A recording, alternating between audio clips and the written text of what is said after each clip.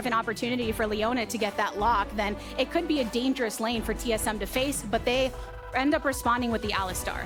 Yeah, TSM, they end up matching. And Hui's trying to help River rush this down. He's got to smite this before Boogie's able to get here. Still hanging around. Chime's going for it in the twisted advance. Boogie's getting the hit, setting it up. Chime knocks it. We're potentially setting up for this could be big. The wave is now here for them to follow up. TSM, they keep their eyes on to Stixay. The first lockdown, double knockup from Chime. Beautiful. And Wild Turtle's able to dish out the feathers as much as possible, juggling with the aggro so Turtle stays on in it. They're seeing if they can get at least some of the plates here as they continue to pressure onto Huhi. The Zenith blades away. Wild Turtle has to stun and cleanse out, but the kill is good. TSM with a clean dive. River wants some cleanup though. Boogie and Turtle still low. No flash. Charging up the Q. Does he go for it? River gets one more lock. Takes down. On the rift right now that Golden Guardians might be looking to hunt later. So isn't it better when your cows are plump? I mean, it's a bit. He's been brought quite low, and Licorice doing a really nice job on the top side where he has that free reign. Keeping on again on the top side. Haunter has to flash to the center of his turret's protection. Throws a barrel to create some distance. Licorice hopping on out though. TSM, but Licorice again continues to step up this split as that Kragus was a counter pick. Now, oh boy, that's deep. Cease and desist. Insanity hit by into the back, and Chime, even though stunned up, has to keep the eyes on Gory. River has fallen. TSM, they draw the first blood of this particular fight, and they're going for more. Boogie, eyes on Gory, who shifts the sands away, but the advance is good. You know, for TSM, Insanity, of course, came from challengers with the Dignitas squad that took second our last two splits of challenge. More when you have these engage picks coming in from the support position. So Turtle and Stixay left alone, but because of that rest Kraken Slayer completed, it's hard for Golden Guardians to step up into his range. Ways to break this, and I don't think they can at this Dragon. They're going to have to drop this one, get some gold elsewhere, as they're going to try and make a point on the top side. Haunter. And River's been hanging here for quite some time. Haunter thought that he was serving a solo party. But River flashes for the kill, ushers out a teleport from TSM, but it is too little too late. Nature's Grasp from Boogie, though, catches one, catches potentially a second, cannot in time. Boogie keeps the slash onto Licorice. Leaps on out. Huhi into the back line, and Gory's coming on in. At first, Divide does not connect, but he does not need it too, as Boogie has fallen. Huhi fallen below in HP for GG. Not enough to keep the go button going, but they feel good taking two away. Let's see if Hui and River can excel this game pace. Is right now, River, here we go. No flash. From Golden Guardians, but River is putting in work on Insanity before Licorice can even make the play. But now he's got Insanity in his crosshairs. River said, all right, you got this. You can finish him off. Take the kill, Licorice. Looking sweet on that top side. Licorice versus Turtle. That's what this game might end up coming down to here, as each of these members very fed now at the moment. TSM, they're looking for a little bit elsewhere. They saw a couple members in the top side.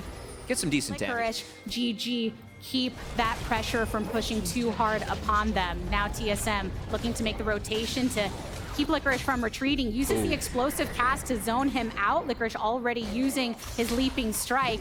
Haunter venturing on forward, the counter strike winding up, a Chime knocks him back. Three members onto Licorice with a Rift Herald going down bot side, ushered forth by Gory. Licorice is totally okay drawing some of that pressure if his team is making plays on the opposite side of the map. They are taking it down. Again, Golden Guardians seem like they felt okay giving over that. Already have TSM.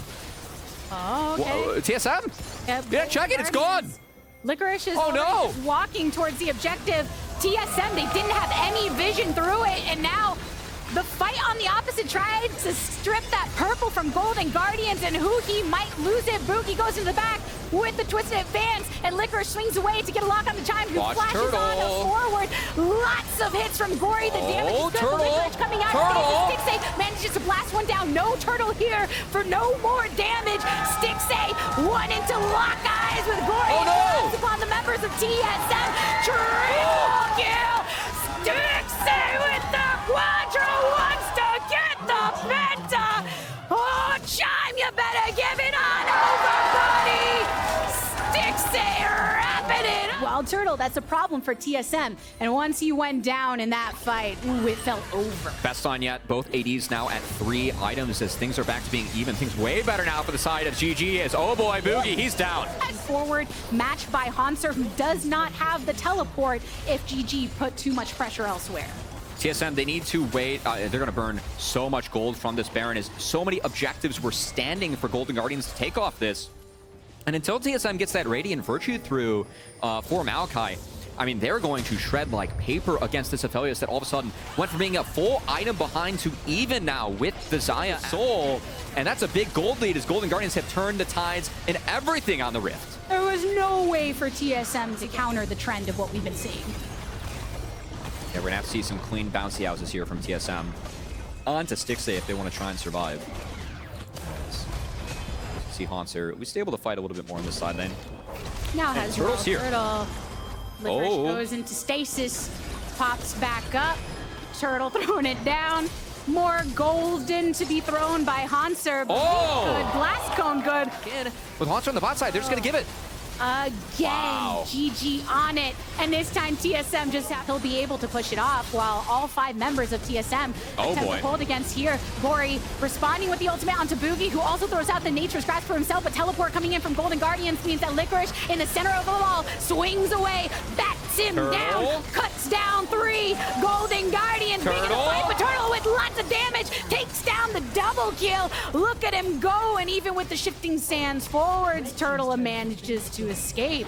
Licorice really close to getting some distance gapped onto him, but it's just Turtle. It's just Turtle, and it's found. It's 3 members of Golden Guardians. Featherstorm attempts, gets the 1-for-1 trade, but it's an ace for Golden Guardians on the back of that fight. A tremendous push for them in those moments with Baron buff still in tow. Can't stop, won't stop. Golden Guardians reap only victories. 4 wins in a row for Golden Guardians as they find the perfect for the later stages with the Milio, where Milio, of course, did see some nerfs on this patch, but hey, that W, that range extension on Jinx, still going to be rather dire for 100 Thieves. They aren't able to Kong plus Ari, and you think of Herald fights, especially throw a Rakan in the mix. If 100 Thieves want to take this, I think they will need a full rotate. Oh, hold on. Solo kill? Balulu ults Quid flashes, knows that Closer is here, so saying, come help me, jungler, come help me. So Closer Wait, what? An auto onto Balulu flashes forward to make the contact. First blood for Immortals here. Now, I mean, they can use this to funnel Jinx or Azir. That Renekton will continue to be a strong point. Balulu and Kenvi, they've got red on both sides. Balulu has to dash away. Kenvi has the Arctic Assault to do the exact same thing, and it's a good time to use that Rift Herald on the mid turret. They can get the crash and get some plates. Busio! A lot of damage, but Busio wants to go for the engage. Closer swinging on out of there, and Balulu has fallen. 100 Thieves getting 1 kill for the Drake drop. Engage, so dangerous, but no. Okay, we're going to have a TP committed. IMT, they're going to think about this one. Solo charmed as soon as he enters, but was able to anticipate that. Dragon falls, Closer takes it. An attempt by Someday to get the lock onto Solo. Empowered by Dominus, he stands strong and multiple stepping away from... It's slow, but gold for Immortals keeps going to the right place. Yeah, and I think that's what they care about in the end when you have someone like everyone Immortals. Shifting up. They don't have any wards on it, but there's the call of the Forge God. Kenvi charmed immediately after getting knocked up, and Busio wants to find him with the knockup, but now they are turning and running. Kenvi stuns up Someday, and from downtown, the damage is good from Tactical for Closer to fall. Oh no! So he gets rooted under the turret, but they're still in pursuit. Double F dishes damage on the retreat, but cannot. Able to get control over this Dragon and deny that soul point from 100 Thieves. They will trade for the Herald's Crash mid. That's a mid-outer for Dragon. I think at this point of the game, INT happy that they pick up the Dragon and start the stacking as buying more time for Jinx and Azir. After that, we'll see each fog down towards that Dragon. Again, Immortals, they don't have to fight this. They can try and take mid-outer. No, but at the moment they want it. Here comes Solo. Oh, Double F in danger. Has to Featherstorm for the safe play. Solo, multiple knockups and eliminated by Double F. IMT grouped together. 100 Thieves have taken control of the river, and as a result... And 100 Thieves will hit it to try and get that TP out of Solo. So here we go. Kenvi just spotted now. Oh, Baron's down. Oh, it's below. Oh, no. Down. Closer securing the Baron. Double it, feather storming out of there. Can he get the draw back for some lockdown? Ornhorn They found thrown, but Balulu. does not get the knockup. Balulu throwing down the ultimate, but gives his life as the trade. Solo slicing and dicing out of the pit. Closer swinging away, but the double kill credit goes to Quid. Immortals, the super mega death rocket hit from Tactical gets a trade back. So even though 100 Thieves pull the purple, Immortals take a couple away with them. What has it been, though, with this week? Over the water. I mean, Balulu TP'd to that fight and got chunked, and then Solo had to TP to the Baron, and he got chunked, so there's no... 100 Thieves took out, and if your team isn't there to offer the damage while you're soaking up so much, then brunt of the damage now once again, but this time, can Immortals make something happen of it? They have to back off of this Baron. There's a lot of vision afforded by 100 Thieves, and the tenacity with which they step up to IMT.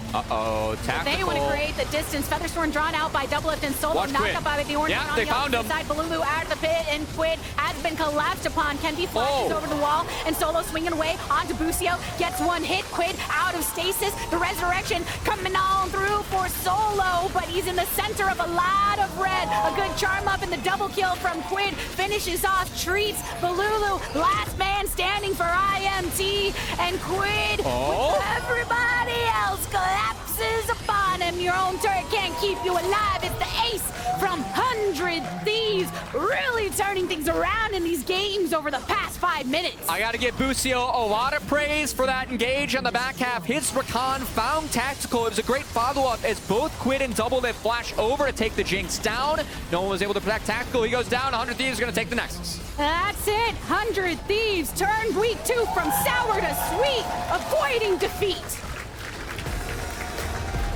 Yeah, no talking with Busio before the game. He said, I need to see something in the jungle. Obviously, the Vi, the Wukong, the Rek'Sai, lots of jungle focus coming out from TL. Last time around? Yeah, buddy, his Viego. Actually make a move here as Armeo is on the other side of things. CoreJJ and Pioshik also coming around from behind. Harry's got to be careful here. Uses the shield to sidestep away from the engage. Now Armeo's ready to come in. Crash down all three. CoreJJ just messed Evil Geniuses up. Holy cow, beautiful. CoreJJ. It is Evil Geniuses that still have pretty close gold, as well as, you know, Team Liquid did not push another lane while it was fully invested. They tried to make the trap happen and then couldn't get any. Trinity. My brain's in the same place. Yeah. Now it's, they're going to multiply. Let's see the extra power. They're going to need it because EG with Riptail.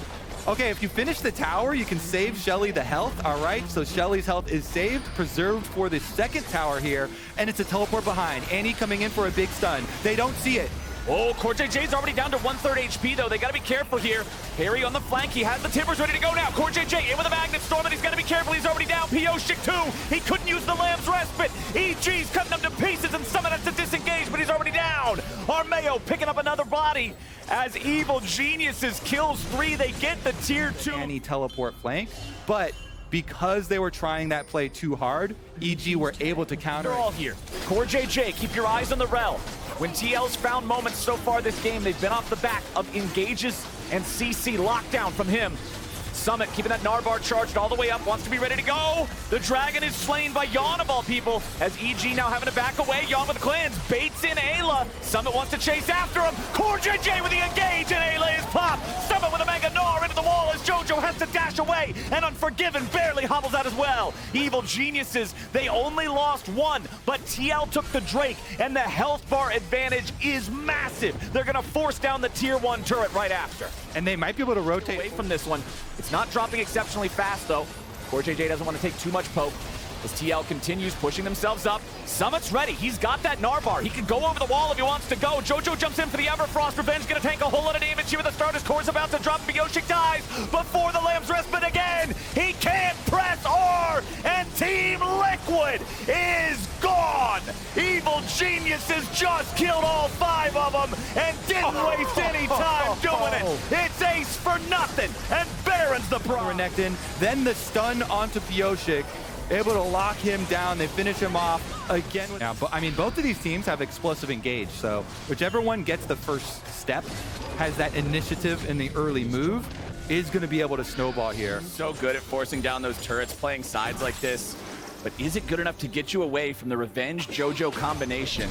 Revenge with a slice, doesn't hit a target, so there is no dice. Everfrost into a charm, into a follow-up burst from the Renekton.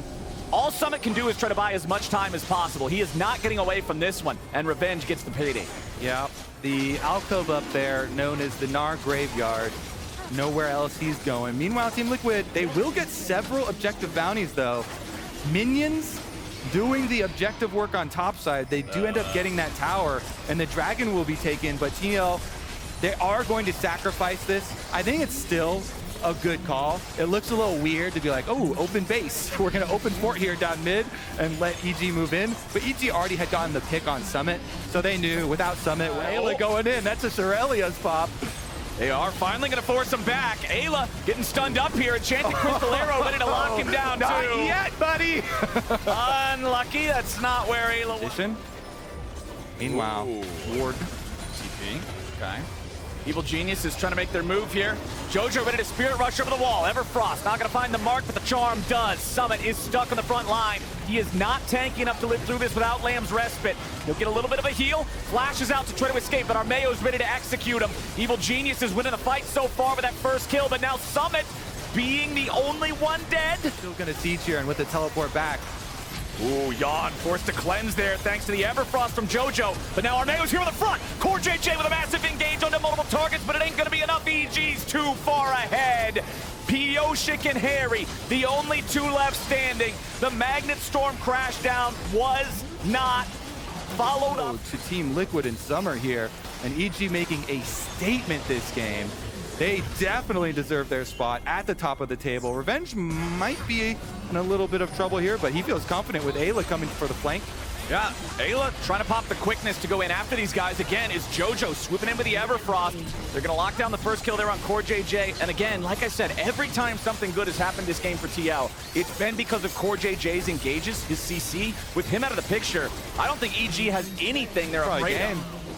EG with a 5-man push in the enemy base. All 3 inhibitors down now. Mid lane inhibitor is about to reach. And eventually the Baroned up super minions do your work for the Nexus towers. But they go for the rest of EG though. They're trying to keep up the siege, and TL, really good defense from them. Harry with a nice job there avoiding some of the charm from JoJo, but now Ayla goes in, finds a knockup onto 2. Lamb's Respite finally going to be used in time. Core JJ stays alive thanks to his jungler. Ayla and Unforgiven trying to get away. Summit coming around from behind. Looks for the angle here with the EG. Carries in the back line. Revenge critically low. The same for multiple players here on Evil Geniuses. Summit chasing after Armeo, forcing him to go over the wall here in full retreat. Team Liquid holds the line. TL with the defense here, and Summit's not done. He's going to try and chase down Armeo. It's a super blast cone. There he goes. The Gnar has chosen to yeet, and Armeo! Flash for repositioning, so he has to be a little bit more careful, and here they go. This thing's burning down very quickly. EG going after the Baron. They've already secured it. Team Liquid now backing away, not trying to hard force anything where they have to play into their opponent's position. All right, round 2, Flowers. That dragon I talked about to arrive on Summoner's Rift, and EG with the Baron. They go for the pick. JoJo with a flash engage for the charm, but Harry stays alive thanks to the Lamb's Respite. Evil Genius is now trying to continue the chase as Revenge goes in for the flash. Pioshik kites back, and JoJo's about to eat more damage from Yawn. The volley won't find him. Armeo's looking to chase down the enemy carry. He finds the Ash. JoJo stays alive. Summit's not going to get a whole lot in return as everybody on EG is still alive. And that'll do it. EG was too far ahead. They'll win the final fight. Revenge teleporting into the bottom lane now to reinforce that minion wave. Armeo and the rest of EG marching down the mid lane. Summit trying to cut some waves, see if maybe they can delay this long enough. But Evil Geniuses have a 5v3. One of those Nexus turrets is already mostly dead. Revenge goes in and stuns up Pioshik. Summit tries to find the damage under the backline on the other side of the base. He's not Mega Gnar just yet. Unforgiven goes up into the skies. The feathers fly. It's a shutdown over to the AD carry from EG. The Nexus turrets are gonna go, and Team Liquid is gonna fall. Evil Geniuses take them down 38 minutes in. And EG are your second best team in the LCS. Undisputed. Yeah, Quinn into It was Renekton great. is an old school actually counter that people used to do all the time. You can get the pushback on when he tries to dash in, stop him from getting a second dash. You blind him, it becomes very hard to play for Yeah, the secret sauce of that Quinn versus Renekton interaction is even if Renekton's first dash finds you, nice flash escape from Tomo there, but Vulcan and FlyQuest are still ready to go in. First blood over to Vulcan. What we're talking about with the Kindred jungle. Meanwhile, it is going to be a collapse here. Ooh, Jensen with the flash away from Vikla, who wanted to go after him there with a Shurima Shovel. The Emperor's Divide. Flash stun from Impact with a Ruthless Predator. As Jensen does get away from it yet again. Tibbers putting a lot of damage into Vikla here. Mid lane is unable to get it. Ivern does pop Daisy, but the Herald should be smited already. Yeah, Rich and Santorin Can he get the E angle? trying to get away here. Yeah, Rich trying to get over the wall there. Flashes. Diamond's there to protect him. Impact pops the Dominus, but it's a no-flash Renekton. Santorin's the target now. Impact stuns him up, and FlyQuest gonna grab kill number. Boots. Again, the importance of Boots in range versus melee matchups, pretty paramount. But in mid lane, Jensen going for some burst onto Vikla. Remember, Vikla already got rid of the flash from Jensen last time around, so with Vulcan and Spica rotating up, it's an easy kill for the FlyQuest mid laner. A 3. That tower's dead, Flowers. Activation of the Rift Herald means Rich will indeed. Oh, wow. Santorin going in for a dive here, but I don't know about this one. He's going to tank a ton of damage. Santorin, what was that? He gets Impact, a ticket right back into the game. Rich is going to be careful now. He might die too. That was terrible. You can say that again. The weak side king yet again, Flowers. He gets his kill.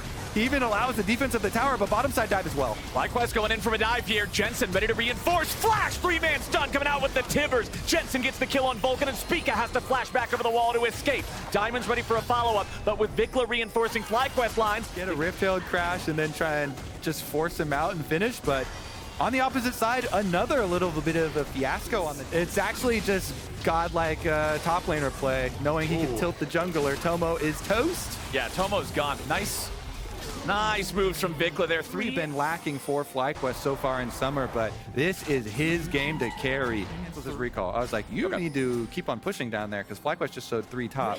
So he cancels the recall on bottom side Raptors. So Dignitas faring pretty well in response to the FlyQuest attempted play. Means this guy is deadly in those 1v1s, especially with how Kraken Slayer works now with reapplications. But the Herald summon up in mid. Diamond might just die. He goes in for the Magnet Storm, but he crashes down on nothing with a TP ready to bring in reinforcements. Prince finally gets a kill, and FlyQuest is feeling good. That's perfect for FlyQuest. They want the straight up fight, and Shelly's gonna lead the charge into turret number 2.